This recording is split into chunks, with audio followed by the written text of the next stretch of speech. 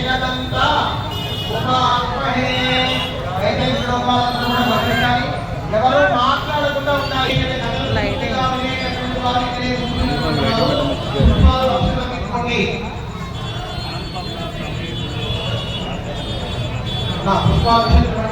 కథ పూర్తిగా వినేటటువంటి వాళ్ళు పుష్పాలక్షణ తీసుకొని కూర్చోవాలి.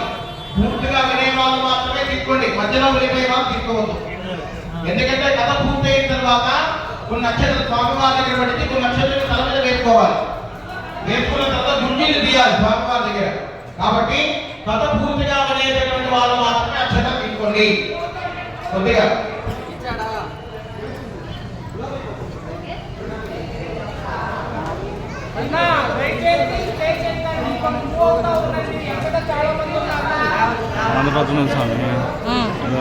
మాట్లాడకుండా దర్శన భాగ్యం చేసుకొని దర్శనం చేసుకొని నిదానంగా నడుపుతుంటాము. ఆగిపోవద్దు దయచేసి.